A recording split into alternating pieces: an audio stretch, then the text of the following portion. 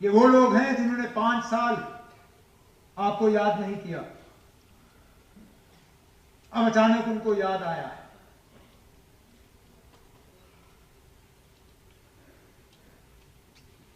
मुझे शक है, बाकी हकीकत क्या है वो यही बेहतर जानते हैं। इस रेजोल्यूशन पे भी जो तब्दीली आई इनके सोच में, वो इसी यूनिवर्सिटी ऑफ व्हाट्सएप का नतीजा है। यही एक दो फेसबुक पे लिखने वालों के कमेंट्स का नतीजा है। अल्लाह का शुक्र है, मैं ट्विटर पर लिखता बहुत कुछ हूं लेकिन पढ़ता बिल्कुल नहीं। फेसबुक देखने की मुझे बिल्कुल आदत नहीं है, और व्हाट्सएप के हवाले से मैं कभी अपने वालिद साहब से सुनता हूं, बाकी और नहीं।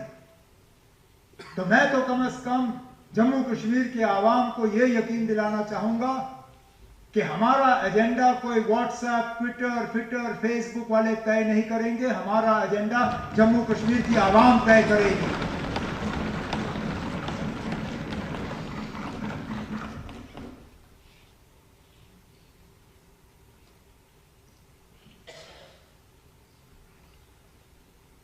लेकिन सिर्फ ये रेजोल्यूशन नहीं है जो हमने किया। बेशक हमें अभी महीना भी नहीं हुआ है, लेकिन यहां खासकर जो विंटर जोन है, कश्मीर, पीर पंचाल का हिस्सा, चिनाब का हिस्सा, वहां के बच्चियों का, पेरेंट्स की एक बहुत बड़ी मांग थी कि इम्तिहान का टाइम टेबल जो है वो चेंज किया जाए। मार्च के सेशन के बजाय नवंबर में इनके इम्तिहान होने चाहिए। ये भी अगर आप देखें तो 5 अगस्त 2019 के बाद जिस तरह हमें डिसएम्पावर किया गया, ये भी हमारी डिसएम्पावरमेंट का ही एक नतीजा है कि इम्तिहान का शेड्यूल भी मां बाप और बच्चियों की मर्जी के बिना तय किया गया। मैं शुक्रगुजार हूं मिनिस्टर साहिबा का कि जिम्मेदारी संभालने के फौरन बाद उन्होंने इसमें रिव्यू की मीटिंगें ली, काबिना के सामने प्रपोजल लाया, और हमने दोबारा इन इलाकों में नवंबर का सेशन जो है उसके लिए ऑर्डर जारी किए। इसी तरह रिक्रूटमेंट का सिलसिला शुरू हुआ है, उसमें भी तेजी आएगी। यहां कुछ ऑनरेबल मेंबरों की तरफ से कुछ मशवरे दिए गए जिनको आगे जाके हम देख लेंगे। लेफ्टिनेंट गवर्नर साहब के खुतबे में जो बिजली को लेके हमारे वादे हैं लोगों के साथ, उसका जिक्र हुआ है। उसको भी जल्दी अमली जामा पहना के लोगों के सामने जो है एक ऐलान के तौर पे हम रखेंगे। मेरे नौजवान मिनिस्टर ने अभी हाउस को अश्योर किया है आपके जरिए कि जो गैस सिलेंडर देने का और राशन स्केल को बढ़ाने का जो वादा है लोगों के साथ, उसको भी बहुत जल्दी एक ऐलान के तौर पे लोगों के सामने रखा जाएगा।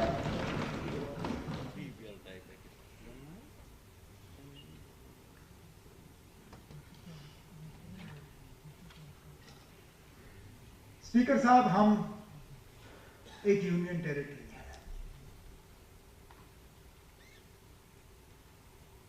बहुत सी जिम्मेदारियां इलेक्टेड हुकूमत के हवाले की गई हैं, लेकिन एक अहम जिम्मेदारी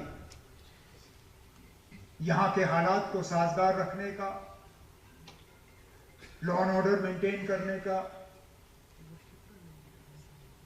मिलिटेंसी, टेरर, वायलेंस के खिलाफ पॉलिसी, स्कीम और एक डायरेक्शन देने का, वो इख्तियारात इलेक्टेड गवर्नमेंट के पास नहीं है।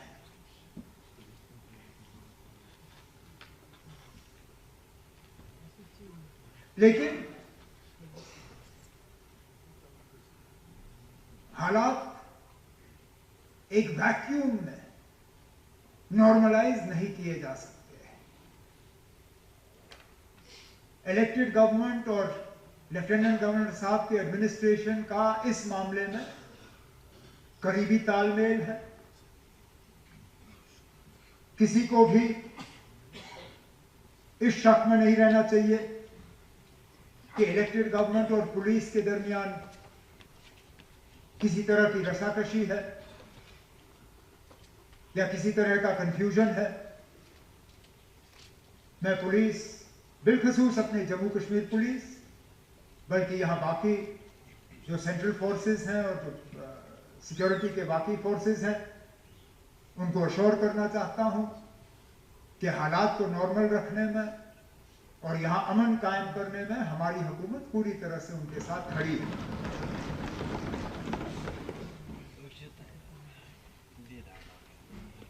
अमन ना हो तो बाकी काम भी रुक जाते हैं। मुझसे बेहतर तो आप ये जानते हैं, मुश्किल दौर में आप 96 के बाद यहां मिनिस्टर रहे। आप जानते हो कि जब हालात खराब हो जाते हैं बाकी काम करना लगभग नामुमकिन हो जाता है। तो हमारी भी एक जिम्मेदारी बनती है कि हम जम्मू कश्मीर में हालात ठीक रखें, ताकि जो हमने डेवलपमेंट को लेके, रिप्रेजेंटेटिव गवर्नमेंट को लेके यहां एक तरक्की का नया दौर शुरू करने का जो हमने लोगों के साथ वादा किया है, उसको हम पूरा कर सकें। लेकिन और ये मेरे एक साथी ने, आज मैं सुबह उनकी जब तकरीर सुन रहा था तो ये बात उन्होंने भी किया एक अलग अंदाज में। हालात साजगार रखने के दो तरीके हैं। या तो आप लोगों को डरा धमका के, पकड़ धकड़, गिरफ्तारियां, तंग करके, सता के कुछ हद तक आप हालात थोड़े ठीक रख सकते हो, लेकिन वो सिर्फ एक अनसेटल्ड काम, एक अननेचुरल काम जो आज है शायद कल ना हो। दूसरी तरफ से आप हालात ठीक रख सकते हो लोगों के ताउन के साथ, लोगों की कोऑपरेशन के साथ। इसमें लोग जो है वो जैसे अंग्रेजी में कहते हैं पार्टनर्स इन पीस, अमन को कायम रखने में हमारे साथी बन जाते हैं। मैं जम्मू कश्मीर में वो दौर देखना चाहता हूं और इस हवाले से कई सारे यहां ऑनरेबल मेंबरों ने अपनी तकरीरों में जिक्र किया। बदकिस्मती से आज वो इख्तियारात हमारे पास है नहीं, लेकिन मैंने तब भी जम्मू कश्मीर पुलिस के अफसरों के साथ इन मामलों पे बात की है। जिस तरह हाईवे के हवाले से आप लोगों ने बात की, आम लोगों को हाईवे पे चलना कितना मुश्किल लगता है जब फौज की गाड़ियां या सिक्योरिटी फोर्सेस की गाड़ियां चलती हैं। मैंने उनसे कहा है कि कोई हमें ऐसा तौर तरीका देखना होगा जिससे कि उनकी भी हिफाजत बनी रहे, हमारे सिक्योरिटी फोर्सेस की, लेकिन लोगों की भी परेशानी कम। सीआईडी वेरिफिकेशन के हवाले से बदकिस्मती से इस सीआईडी वेरिफिकेशन को कुछ वक्त के लिए, मैं अंग्रेजी लफ्ज इस्तेमाल करूंगा, इट वाज वेपनाइज्ड, उसको एक हथियार के तौर पे इस्तेमाल किया। Passport verification, government job verification, ये बाकी चीजें जानबूझ के उसको इस्तेमाल किया गया लोगों को तंग करने के लिए, बजाय के लोगों के दिल जीतने के लिए। इसमें भी कोशिश की जा रही है कि कुछ हद तक एक नरम रवैया जो है वो अपनाया जाए, ताकि लोगों को इसमें भी थोड़ी सी राहत महसूस हो।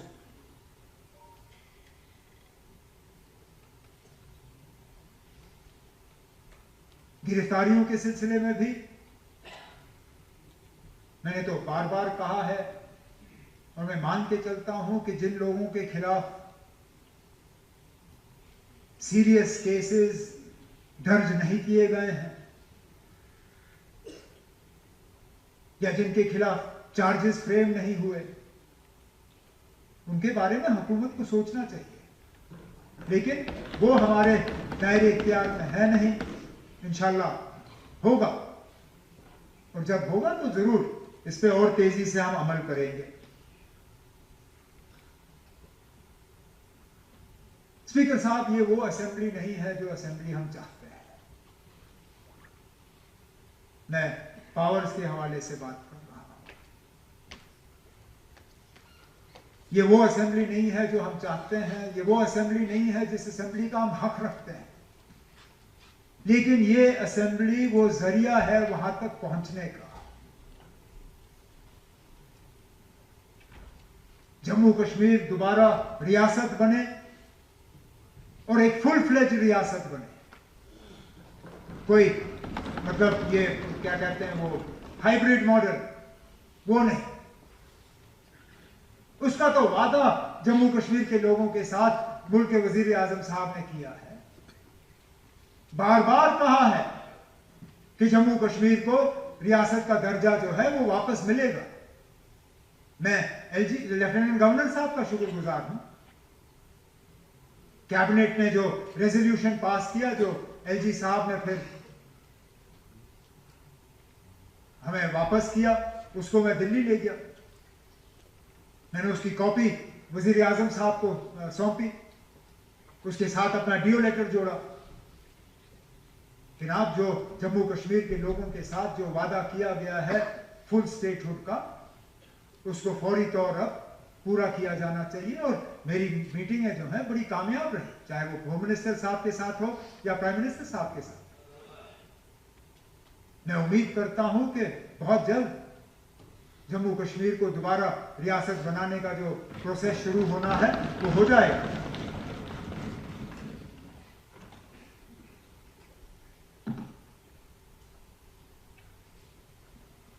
मेरी दिल्ली की मीटिंगों को लेके कुछ लोगों ने मजाक भी उड़ाया। कोई नहीं, आप ठीक है। मुझे नतीजों से गर्ज है। मैं दिल्ली में पावर मिनिस्टर से मिला। उन्होंने फौरी तौर जम्मू कश्मीर के लिए 300 मेगावाट एडिशनल पावर सर्दियों के लिए सैंक्शन किया,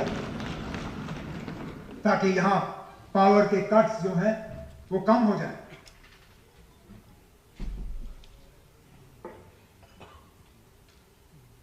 मैं ऑनरेबल सरफेस ट्रांसपोर्ट मिनिस्टर साहब से मिला। बाकी हाईवेज के हवाले से जब वो आएंगे वो खुद ऐलान करेंगे, लेकिन उन्होंने एक खसूसी फाइनेंशियल पैकेज बजट से हटकर हमें स्टेट सेक्टर में ब्रिजेस को कंप्लीट करने के लिए दिया है, जिसका हम इस्तेमाल करेंगे। अब इसी तरह मेरा इरादा है ऑनरेबल फाइनेंस मिनिस्टर साहिबा से मिलने का और बाकी से, ताकि जितना हम जम्मू कश्मीर के लिए फिलहाल हासिल कर सके हम कर लें।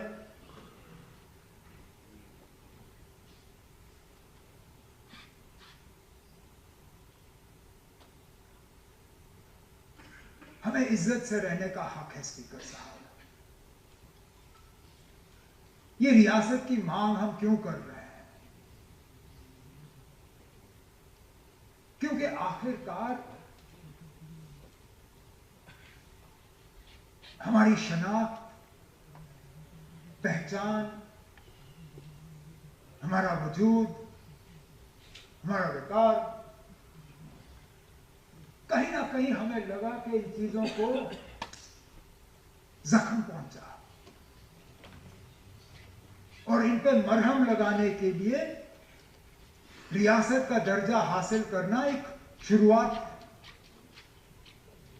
लेकिन इसके साथ साथ बाकी रियासतों की तरह हमारी जमीन पे हमारा अपना हक होना चाहिए, हमारे रोजगार पे हमारा अपना हक होना चाहिए, हमारी रिसोर्सेज पे हमारा अपना हक होना चाहिए।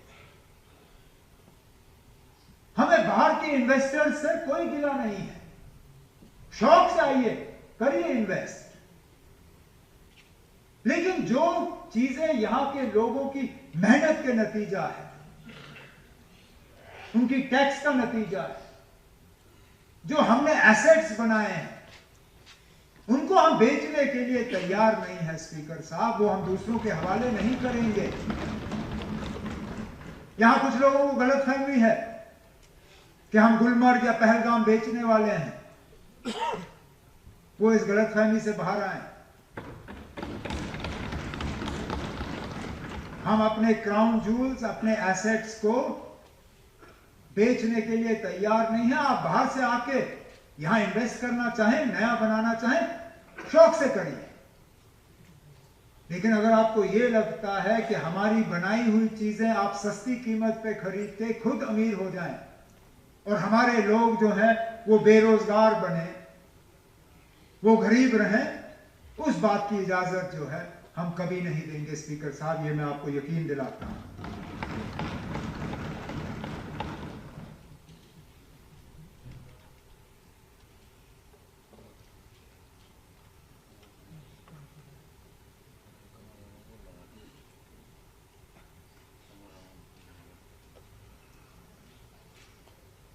हमारे इरादे सही हैं, हम वादाबंद हैं कि जो हमने इलेक्शन के दौरान अपने आवाम से, जम्मू कश्मीर के लोगों से, अपने वोटरों से वादे किए, हम उन वादों पे कायम रहेंगे और इंशाअल्लाह उनको पूरा करेंगे। लेफ्टिनेंट गवर्नर साहब का खुतबा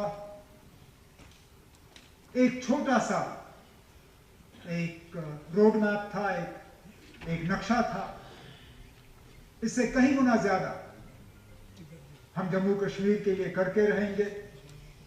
हमें लोगों का एतमाद हासिल हुआ है, इस एतमाद को स्पीकर साहब हम कभी भी जाया होने नहीं देंगे।